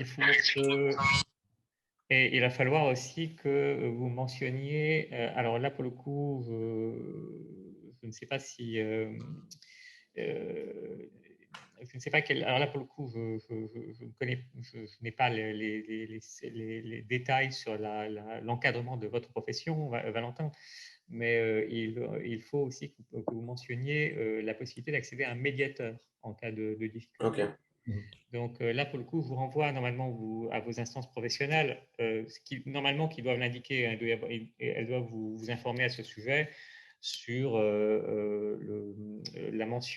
l'éventuelle mention d'un médiateur dans vos documents, c'est-à-dire en gros s'il y a un désaccord avec votre patient, qu'il doit pouvoir s'adresser à quelqu'un qui est missionné pour s'occuper de manière amiable d'un désaccord. Aujourd'hui, c'est un préalable qui est plutôt obligatoire. Ce qui n'est pas obligatoire, c'est l'issue de cette médiation, mais en tout cas, cette phase-là, aujourd'hui, est quasi obligatoire, quel que soit le type d'acte, y compris judiciaire. Parce qu'après, j'aurai aussi des clients professionnels puisque je propose des interventions en entreprise. Donc, j'imagine j'aurai les deux à mettre. Là, ce sera plus léger. Vous n'avez pas besoin de mentionner la nécessité de médiation. La médiation, c'est dans le cadre des relations avec les consommateurs. Donc, oui, bien sûr, là, ce sera plus simple. Ok. Bon, ben, merci beaucoup. Voilà. Alors, je vois qu'on arrive à l'issue de notre atelier. Je ne sais pas si vous avez encore peut-être 5 minutes pour prendre une ou deux dernières questions, Laurent. Je vous en prie. Alors, je parcours un petit peu le chat pour que ce soit plus rapide. Donc, on avait… alors… on a pas mal de questions, en fait. Oui. Peut-être, Angie, je vois que vous avez pas mal de questions. Alors, vous n'étiez pas là au début de l'atelier. Je disais que, en fait, l'idée, c'est de poser des questions générales. Si c'est des questions trop particulières par rapport à votre cas personnel, on a aussi une possibilité de participer à une consultation juridique individuelle. Donc voilà, si vous pouvez peut-être synthétiser vos questions pour qu'on ne passe pas trop de temps, si ça vous convient. Oui, alors tout d'abord, bonjour. Effectivement, je n'ai pas pu participer au début de la vidéo. Donc, je vais peut-être vous demander des choses qui ont déjà été dites. En fait, moi, mes questions, c'était par rapport effectivement à la protection sociale quand on devient entrepreneur en tant que personne handicapée. Et puis, c'est aussi des questions relatives à, voilà, au statut, parce qu'en fait, moi, dans mon cas, j'ai déjà réfléchi donc, au statut, donc ce serait une SASU, en fait. Et on m'a dit qu'il fallait être en associé, qu'être complètement seul, c'était un petit peu compliqué au cas où les choses ne se passeraient pas comme on voudrait.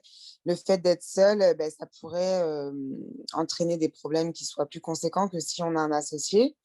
Mais j'ai quand même aussi entendu que le fait d'avoir un associé, ça peut être aussi contraignant. Donc, en fait, il fallait être associé, mais pas à 50-50, qu'il faudrait peut-être un 60-40 ou un 70-30.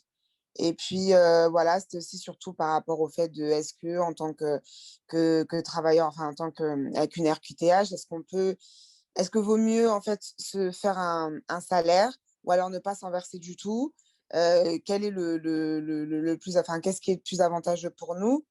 Et surtout, voilà, en tant que créateur d'entreprise, est-ce que c'était plus avantageux de se mettre en tant que président de l'entreprise ou en tant que, que directeur ou plutôt en tant que salarié? Donc, voilà un petit peu mes questions. Sur la question des pensions d'invalidité, je crois que Laurent, tu as déjà un peu répondu en fait. Hein. C'est le message que tu as. Laurent a fait un message dans le chat récapitulant les encadrements. Pardon, tu voulais dire? Oui, c'est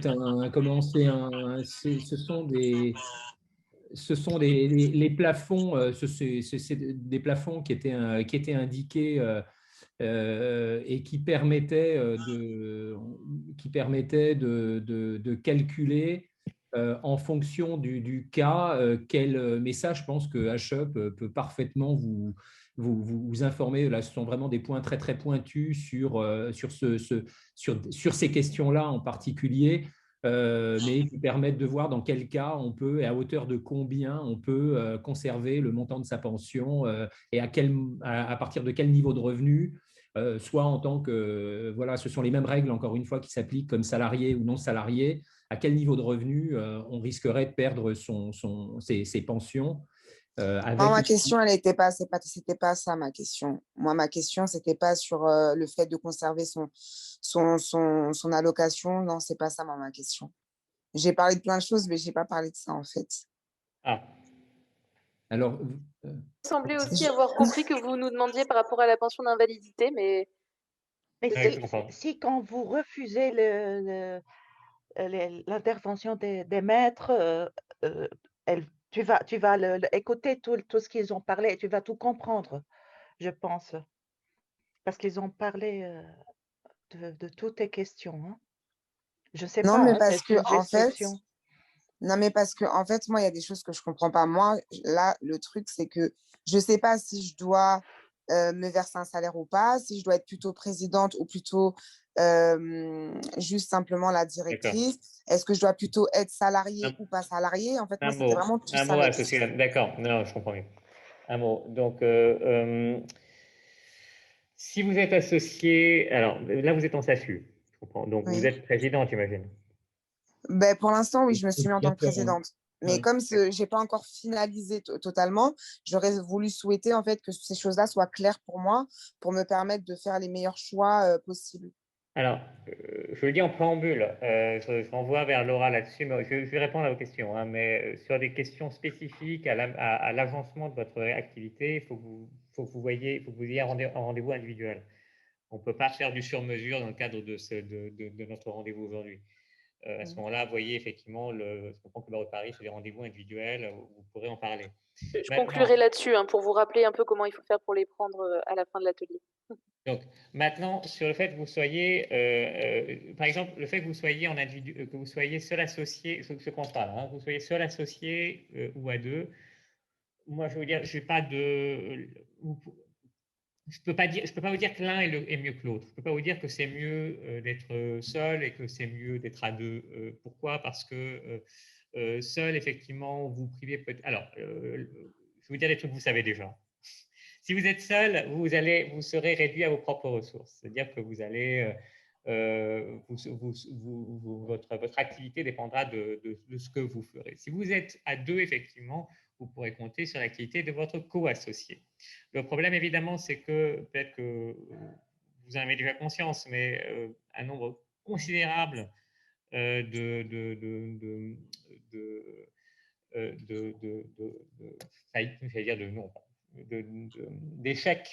d'échecs d'entreprise résulte d'une mésentente entre associés.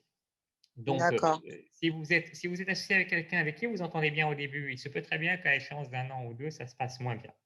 À ce Ouais. moment-là, si vous êtes co-associé, donc s'il y a quelqu'un d'autre avec vous, il faut que vous fassiez attention à ce que dans les statuts, éventuellement dans le pacte d'actionnaire, si vous en faites un, il faut réfléchir à ça, il y ait des mécanismes. Alors, déjà c'est mieux effectivement si vous n'êtes pas à égalité parce que vous avez un risque de blocage. Hein. Quand vous êtes à 50-50, il se peut, si ça tourne mal, que la boîte ne marche plus. À ce moment-là, c'est fini, vous irez dans le mur. Donc, à ce moment-là, il faudra que vous ne soyez pas à égalité. À ce moment-là, vous garderez la majorité. Le meilleur aussi, c'est d'avoir des mécanismes dans la société qui permettent de régler le sujet, soit de racheter les parts de l'autre en cas de difficulté. En gros, il faut qu'il y ait des mécanismes d'exclusion d'un associé minoritaire en cas de problème. Donc, ça, pour le coup, c'est un point. Là, pour le coup, je ne peux pas vous dire ce qu'il faut faire précisément. Il faut vous dire que c'est des points qu'il faut prévoir si vous associez à d'autres gens. Faites pas du 50-50. Ne comptez pas sur le fait que vous entendrez encore très bien dans quelques années. Il y a de grandes chances que vous ne soyez pas le cas. Maintenant, sur le fait que vous soyez présidente ou DG, si vous êtes. Alors, la question a déjà sa réponse si vous êtes seul. Hein, vous serez présidente. Si vous associez, si vous êtes avec quelqu'un d'autre, moi je considère que vous restiez présidente en réalité. Après, la question, l'intérêt de la SAS, c'est que si vous créez des DG, vous pouvez voir un petit peu ce que vous leur donnez à faire. Donc, à ce moment-là, vous pouvez prévoir qu'ils ont moins de pouvoir que vous, ou les réserver à un certain type d'activité, en gros. Le sujet, un dernier point, la question de votre situation, si vous êtes salarié. J'ai bien compris que vous demandiez à un moment si c'était bien d'être salarié ou si c'était bien d'être dirigeant, c'est ça? Oui, voilà, c'est ça. Parce que en tant que présidente, quand j'ai fait les démarches, j'ai vu qu'apparemment, on avait deux choix, soit de se verser un salaire ou pas. Mais le fait de se verser un salaire implique justement le fait de devoir payer des cotisations sociales, ce type de choses, etc. Et en tant que personne déjà handicapée, ça risque d'être problématique, effectivement, parce que si je ne suis pas correctement protégée au niveau de ma maladie, ça risque d'être très compliqué. Donc, voilà. Alors, là, pour le coup, je n'ai pas d'empiéter sur Laurent là-dessus, mais vous pouvez éventuellement être salarié. La question, c'est que pour être salarié, il faut que vos fonctions de salarié soient distinctes de votre travail de dirigeant de la société. Je ne sais pas si je parle sous ton contrôle, Laurent. Ouais. Il y a un élément, mais ça peut paraître visiblement assez théorique, mais il y a un élément qui est fondamental quand vous êtes salarié, c'est le lien de subordination. Si vous êtes en SASU, donc si vous êtes à associé unique, vous ne pouvez pas être salarié de vous-même, vous ne pouvez pas être subordonné à vous-même. Donc, toutes ces questions, je ne dis pas moi je rencontre et encore. Mais je pense que le nombre de celles ou ceux que je ne rencontre pas est plus important que les quelques-uns que j'ai rencontrés, mais de personnes qui créent leur société toutes seules et qui se salarient. Et souvent, vous avez, alors je ne veux pas jeter d'opprobre sur qui que ce soit, mais ils font faire des statuts, etc. C'est l'expert comptable qui s'occupe de tout ça et puis qui leur fait à la rigueur un contrat de travail ou une déclaration de salarié. Sauf que, encore une fois, l'élément fondamental du contrat de travail, c'est le lien de subordination. Si vous n'êtes subordonné de personne, vous ne pouvez pas être salarié. Après, encore une fois, chacun, c'est le principe et ce qui peut paraître théorique, qui n'est pas théorique, puisque tous ces éléments, toutes ces règles dont on parle et toutes les autres dont on n'a pas parlé, surtout, ce sont des règles qui existent et qui ont un intérêt, non pas quand tout va bien, mais justement quand on a besoin de rendre des comptes ou quand les choses se passent moins bien. Une chose aussi… pardon, madame. Non, je vous écoute attentivement. Et une chose également dont a parlé Hans Christian en disant qu'il n'avait pas de religion sur le fait d'être en société à plusieurs ou en solo. Et il y a un point que je vous avais donné tout à l'heure quand je vous avais parlé de l'article 1832 du Code civil, qui est une disposition, où sont les dispositions générales qui s'appliquent au droit des sociétés. C'est le partage. Il y a 3 critères en société, notamment, ou 3 conditions, et notamment celle de partager les résultats. Et d'avoir, et puis il y a ce qu'on appelle l'affectio societatis, c'est-à-dire la volonté d'œuvrer ensemble sur un pied d'égalité à la réussite de l'entreprise. Si vous vous mettez avec quelqu'un, là aussi, ça peut sembler être théorique à certaines personnes, mais si vous vous mettez en société, c'est pour ça, c'est pour tout ça, c'est pour partager ce succès, c'est pour partager ces résultats. Si la personne qui s'associe avec vous n'est qu'associée sur le papier et rien d'autre, déjà, vous avez cette condition qui est une des conditions obligatoires du droit des sociétés, qui est contenue encore une fois dans le Code civil, qui n'est pas là, alors qu'il y a ces 3 conditions, sont 3 conditions obligatoires pour être en société. Et d'autre part, il faut savoir, et une chose encore que je viens de dire il y a quelques secondes, c'est que toutes ces règles ne sont pas théoriques parce que autant elles peuvent paraître dormantes quand on n'est pas présent, autant elles sont criantes de réalité et de présence quand se pose une difficulté entre associés. Et des sociétés, surtout aujourd'hui, mais il y a toujours eu, et d'ailleurs il y en a moins en ce moment, disent les juges du tribunal de commerce de Paris qu'il y a 2 ans, 3 ans, etc. En France, vous avez à peu près 50 000 dépôts de bilan chaque année, sauf depuis le Covid, où vous en avez, je crois qu'il y a eu 20 000 dossiers, quelque chose comme ça. C'est à ce moment-là, c'est dans ces circonstances-là que se posent les questions et qu'on va venir regarder si tous les éléments du contrat étaient réunis, si les associés étaient de vrais associés. Mais il faut savoir une chose, c'est que vrai ou pas vrai ou faux associés, en tout cas, la personne, on viendra la chercher en fonction de son taux de détention du capital de la société, en fonction de ses fonctions, etc., etc. On viendra la chercher et on lui demandera des comptes. Donc, ce n'est pas un acte anodin que de s'associer. Ce n'est pas un choix qui serait mieux ou moins bien pour préserver une pension ou être en SAS plutôt qu'en SASU. Non, c'est un acte, c'est quelque chose de réel, de tangible, avec des conséquences tout au long de l'année et particulièrement à certains moments de la vie de l'entreprise et puis de sa vie à soi. Voilà. D'accord. Ok.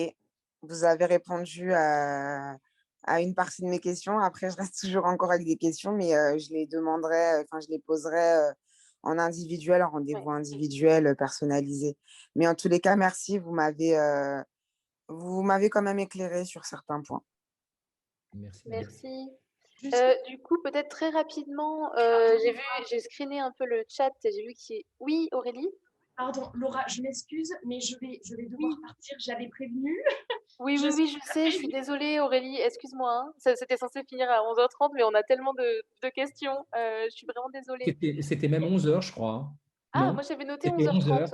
J'avais noté 11h30, mais bon. J'avais 11h30 aussi, mais j'ai un vol à prendre. Oui, bien sûr. Mais, bien sûr, pas de souci. Non, mais on peut peut-être effectivement conclure. Hein, Laurent et Anne-Christian, j'ai vu juste qu'il y avait deux petites questions en plus qui étaient mais qui sont peut-être d'ailleurs trop spécifiques. Une question de Fabienne Par rapport au lien entre le statut et les chambres et une question de David sur les contrats CAP. Laura, Oui. je vous laisse Oui, continuer. oui, je t'en prie. Que, voilà, je dois partir. Merci à tous. Bonne fin d'atelier. Au revoir, madame. Merci. Au revoir. Au revoir. Merci. Merci beaucoup. Les statuts et les chambres, c'est-à-dire Ah, ton micro est coupé, Fabienne. j'ai l'impression qu'on a perdu. Ah, bon. Oui, en fait, par exemple, moi, je vais faire bijoutier. Il y a chambre d'art et métier, il y a chambre de commerce, il y a machin. Est-ce qu'il y a un lien entre les statuts juridiques et les chambres où je dois m'inscrire pour exercer ce métier, le chambre d'art et métier, le chambre de machin, ou non, je peux… Vous voulez dire si vous devez les déposer ou comment ça, s'il y a un lien entre les statuts? En fait, désolée, parce que je suis pas française, je n'arrive pas voilà. La truc, c'est il y a les chambres de chaque métier, il y a une chambre et ce genre de choses, le chambre de chaque. Là, je pense que vous parlez, pour moi, c'est clair. Je pense que vous parlez d'organisation professionnelle qui chapeauterait. De toute façon, la Chambre des métiers, c'est plutôt un organe qui chapeaute les professions indépendantes ou les professionnels qui exercent de façon indépendante. Il y a un lien entre les chambres et le statut juridique que je dois prendre en compte, ou c'est… Les statuts, ce que vous appelez les statuts juridiques, c'est ce dont on a parlé, c'est-à-dire c'est le contrat de société. Est-ce que je dois prendre en compte le lien que je vais choisir, le statut que je dois choisir avec la chambre qu'elle me couvre, ou non, c'est libre? Non. Les statuts, c'est votre contrat de société, soit avec vous-même si vous êtes dans un cas où vous exercerez oui, j'ai compris, c'est quoi le statut? Peut-être c'est le code APE que vous allez choisir qui va faire qu'après, vous allez pouvoir vous orienter. Les chambres des métiers, elles vont vous demander votre code APE. Oui. Et si vous êtes artisan, si vous êtes…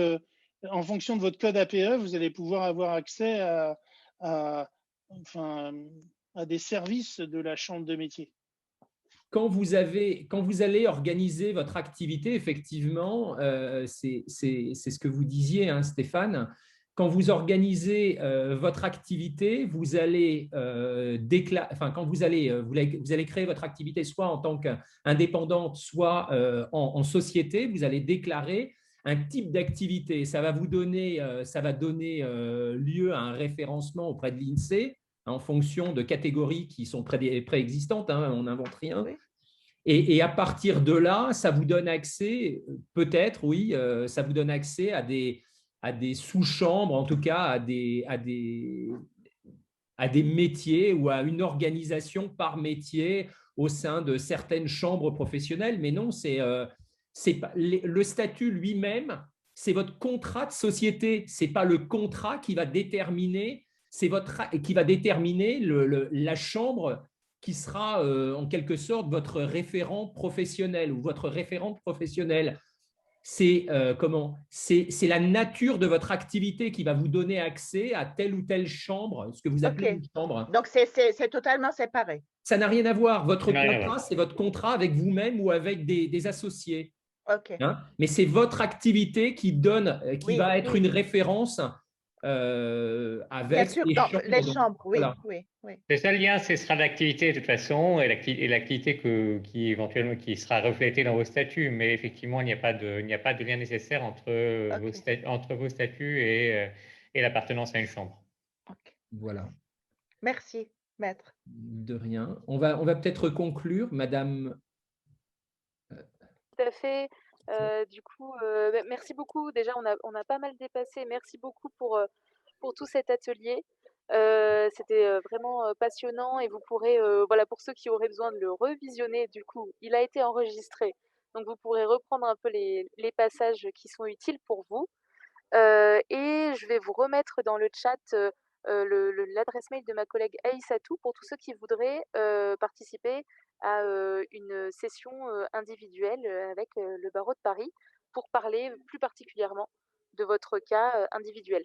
Voilà. Et merci beaucoup à tous les deux pour votre présence ce matin et merci au barreau de Paris de nous permettre de donner accès à des compétences cruciales pour les entrepreneurs. Merci beaucoup. Merci à vous. Merci Oui. beaucoup. Merci. Ok, avec plaisir. Au revoir à toutes Au et à revoir. tous. Hein. Merci beaucoup. Au revoir. Au Au revoir. revoir. Merci beaucoup, très bonne journée. Au Très bonne revoir. journée. Au revoir. Au revoir.